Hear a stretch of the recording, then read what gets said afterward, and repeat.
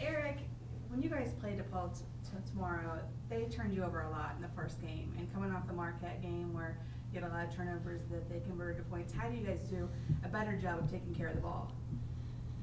I think we just, make it a bigger point of concentration in practice. We've talked about it a lot since the Marquette game. It's an issue we've been working on in practice. Every time we turn it over, it seems like there's more penalty now. That's really it. Just be more aware of it, concentrate more about it, and things should be better next game. You talked about it in practice, but have you done like drills or any exercises or is it more of a mindset? Yeah, you can't really do any drills you can put a lot more pressure on them, and, that will raise our awareness, concentration about not turning it over. But I think it's kind of more of a thing where, he talks about it, and when we're doing the same drills every day in practice, if we seem to, be turning it over, then maybe we'll run more or get yelled at. I don't know. Erik, is it a lack of focus sometimes in the game, or is it trying to pick the pace up too quickly? What's the root cause, I guess, before It's a good question. I think it can be, all of those combined. I wouldn't say it's a lack of concentration. It's something we're always thinking about. But with Marquette, they deny the ball, they pressure a lot. That maybe caused a lot of turnovers. DePaul, they pressed a lot. I don't think we turned it over as much in the first half against DePaul. It was more the second half. And, that was kind of like they were in desperation mode, which can lead to a lot of turnovers. They actually had, 10 or 11 more shots. Mm-hmm. And Xavier had, 21 turnovers in the first game. Mm-hmm. With 12 assists. Right. When you come out and you're practicing right now, the mindset is obviously take care of the basketball. Mm-hmm. When they overplay like that, are you working more on the back door, on overplay, back door, pick and pop, or any new nuances that you throw in? Yeah, I think, I don't know this for sure, but I would say that the play calling definitely adapts a little bit to a team that denies the ball compared to a team that lays off. And these aren't necessarily new plays. These are just, different plays from the playbook to fit a different style.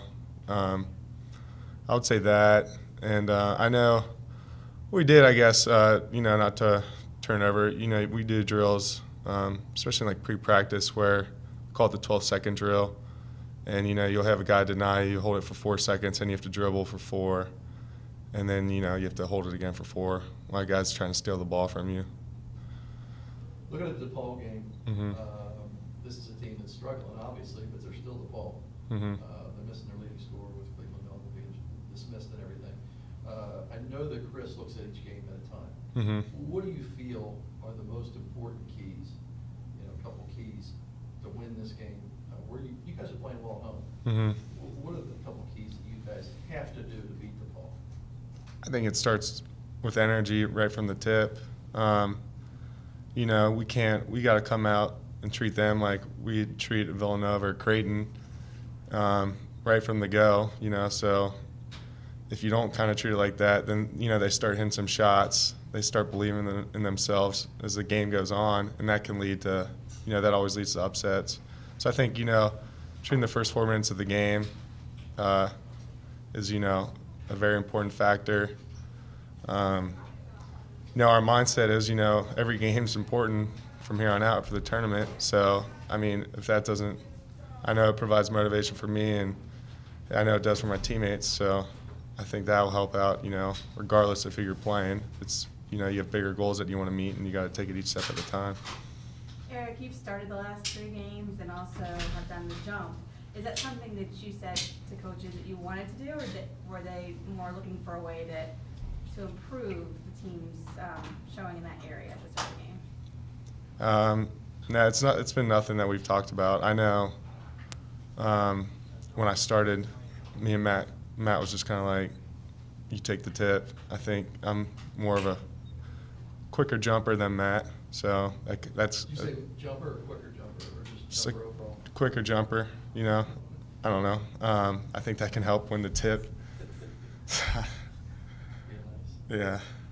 And how have you been feeling? I don't think we really talked to you since you've come back from your illness. Do you feel like, you know, it's been a while, but do you feel 100%? How do you feel out there? Yeah, I do. I feel great. It kind of took me a while to get back into it. And just, you know, the main thing was my knees, and my illness came from taking too much ibuprofen. So I kind of had to adapt when I came back without, you know, that pain medicine, playing with that. But, you know, I feel great right now, 100%, and no excuses or anything. Talking about the jump ball, I mean, it's been evident when you get in the game to start, you really add energy. You know, you go through the process as a senior, you know, your years are winding down. You're not going to be playing next year. What is your mindset when you go after that tip? What do you want to accomplish in the amount of time that you know you're going to have? Before a sub comes in, you're going to have it the first half, you're going to the second half. What's your mindset if you're going into a game? What do you want to accomplish? I would say I want to accomplish my role. I think I know my role here, and that's, you know, to bring energy, to rebound the basketball, to be a good teammate, you know, encourage others. So, you know, when I go out there, I don't think it's ever really changed. I mean, 100% the whole time. Every game will be a little different on how they want me to guard, you know, one of their post players. So I'll have that might be a difference of how I'm going to, you know, direct my energy and hustle and everything. But I don't know. I'd say, you know, coming down home stretch, you know, every game is just, you know, it's going to be one of my last. So I have a higher, you know, not a higher concentration, but, you know, it means a lot more each game as it comes near the end. Chris, as you head into the second game with DePaul, in the second half in particular, they were able to turn you over in the first game. And coming off the Marquette game, you know, how do you guys minimize some of those mistakes? Just work on in practice, you know, being stronger with the ball, making better decisions on the initial inbounds pass versus the press, making better second decisions, and then ultimately the final decision once the ball crosses the timeline of whether to attack or run offense. And you know, whether it's Marquette, whether it's second half of the DePaul game, that was an issue in both. So, you know, that's what we've used these last couple of days to hopefully rectify. What does DePaul look like without Cleveland Melvin? Well, you know, Coach Purnell has had a rough go of it with guys getting injured, the suspension of Cleveland Melvin. And, you know, even in our game, you know, two guys go down that are significant players for him, and Charles McKinney and Thomas Hamilton. So, you know, it's a challenge because they're as talented as anybody in the league, even without Cleveland Melvin. For us, he's a very, very tough matchup because he played the four primarily. But who they have remaining on the team, those players are as good as anybody in our conference. Chris, I know you talk about look ahead. I'm looking at the next game. You know, when you look at that, Melvin's out. You did, like you said, 2 or 3 suspensions. You've had injuries for Nell. They've lost a number, 7 in a row, whatever it is. Ideally, everybody's thinking on the same page. We're just thinking about that game. Is there anything special you can do to make sure they really totally understand that? No, our guys completely understand that. You know, we play in a league that is brutal, and every single night we have to be ready for the challenge, regardless of what we did in our last game or what we have coming up beyond the game at hand. But our players are smart enough to recognize, you know, we went to Hinkle Fieldhouse, and, you know, they didn't have a great record, but we knew it would be a tough game. And so we're not playing their record. We're playing DePaul. We have to be better than them tomorrow night. What does Erik give you in the last 3 games in terms of just starting with the jump? He just gives us great energy. You know, his teammates describe him as a guy that, you know, has a very high motor. He never takes a play off. He's reliable. He stays within his lane on offense. He knows what he's capable of. He doesn't try to do anything more. So, you know, that's what you want in a teammate, somebody that you can really count on and you can rely on. You know what he's going to bring to the table each and every night. But did you think that just his athleticism and maybe his jumping ability was a better fit right there? I don't worry about the jump ball. You know, I mean, it's great to have the first possession, but, you know, I don't know what our record is when we get it. When we don't get it, that's irrelevant. Justin Martin, you know, typically the Xavier way is, you know, you have your seniors league, you know, you always have 2 or seniors in that class that take over. Preseason, non-conference, 7 goals, 3 rebounds, not really playing awesome, but it picked it up. Ever since the UC game, it almost looked like, wow, the light went on. Mhm. Is there anything you guys have said, anything you've talked to me about? What's the big difference? Is this his confidence? It's his confidence. I think it's his approach to practice, which I think Justin would tell you early on in his career it wasn't as consistent as it needed to be. And when you don't practice consistently, generally, you don't have really consistent results. That to me is what's changed in Justin. He's far from perfect, but I really like the energy that he shows up with every day. And I said on the radio show the other night, now it's like, can he take that to a next level and in fact some of his teammates, in a positive way, and get them to start to understand maybe who he was and his journey and what it takes to be successful at this level. Because, we need our bench to play well each and every game. We have young guys that we're counting on, and we need them to be as consistent as they possibly can for us to go where we want to go. Speaking of your bench, Forrest giving you great energy on the offensive end. Didn't play as much in the Marquette game as I recall. I don't know how to say this without. Obviously he's more of an asset on the offensive end. Is that an issue with matchups? How much he plays depending on who this matchup against? Well, I could go down, each and every game and explain why we play certain players a little bit more. In James's case, we had foul trouble with both of our guards. We had D in foul trouble and Samaje in foul trouble. So you take out all that experience and you put it on the bench. And so we played Matt Stainbrook a little bit more, thinking that he'd be more of a calming influence when you had guys like Brandon Randolph and Miles Davis in the game for the very first time together on the road in probably the best environment in the Big East. And so James didn't play as much because Matt was on the floor. And so I have all the confidence in the world that James can help us. He's better offensively than he's defensively, but his defense has progressed to the point where we trust him out there, and that's why he plays as much as he does. Is Jalen doing for you what you want now that he's been back and showed up pretty well Saturday? Jalen's coming. He's coming along. He's starting to be the guy that we've always envisioned him to be. He still has a long way to go, and that's the exciting thing, is he has so much more in him, so much more potential. But, I'll probably get the scientific term wrong. The synapses are starting to connect inside that cranium, which is a good thing, because when he starts to really see things develop, he has things he can't teach. What do you have to do if you have 2 keys tomorrow night? Take care of the ball, number one, and then keep them off the glass, number two.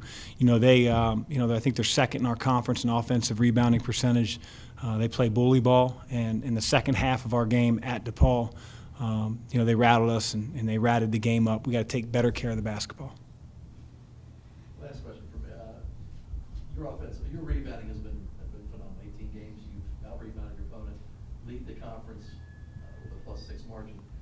You do the bubble in the rim. It's one of the biggest mainstays of the program, defense and rebounding. How was that bubble and the mindset of getting your name up there impacted your team? It's just a mentality.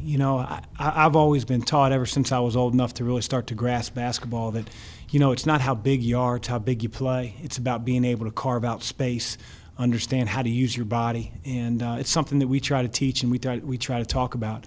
So many kids coming out of grade school and high school, when the shot goes up, they just turn, look, and try to go get it.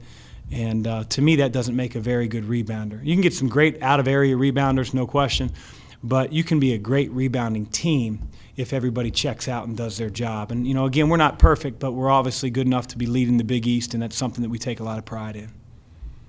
Matt Stainbrook wears his heart on his sleeve, whether it's playing or, maybe when he's talking to the refs. What is your thought on that, and is that something that you find is a detriment to his game at all? Yeah, he needs to quiet his mouth. Yeah, and we've talked to him about it, and I love Matt, and sometimes Matt's emotions and his competitiveness get the best of him, and so he's not perfect, but I'd rather have a guy who really cares than a guy who care less, and so it's just he's come a long, long way. If you saw him at Western Michigan 3 years ago, being in my position, you probably wouldn't have taken him. But he's come a long, long way, and he's going to continue to get better in that area. Have you seen a better inside player that passes out of double teams? I haven't. I don't think I've. Dave West was pretty good, but Dave West was really good at everything. But Matt's just, he never lets anybody really speed him up. He plays that old man style. He's got a great touch. He also sees plays develop, and a lot of times only guards really see things develop because big guys, they don't like to play open gym and stuff. But Matt just has a great feel. He's one of the few big men in our conference that have a positive assist-to-turnover ratio, and he's very willing. He's not a black hole when you give it to him. He's more than willing to be a facilitator in the post. This gets to be guard time. What does D have to do to change his game in what you told him to do? Obviously in taking care of the ball, but in leading the offense and when he leaves the floor, leading into somebody else. Has he done what you need him to do at this time of the year, approaching kind of that March way that a guard needs to lead? Yeah, I think when D's at his best, he's really pushing the ball. Obviously when you're a point guard, you have to take care of it. But I think more than any year that he's been here, he's embraced the role of a pass-first guy. That doesn't mean I don't ever want him shooting, because he's a good shooter. And there's going to be teams that dare him. There's going to be teams that double Matt. There's going to be teams that really suck in on Samaje's penetration. And D, can make those teams pay. He's always going to bring his best on the defensive end. So I really like the way D's handled himself this year.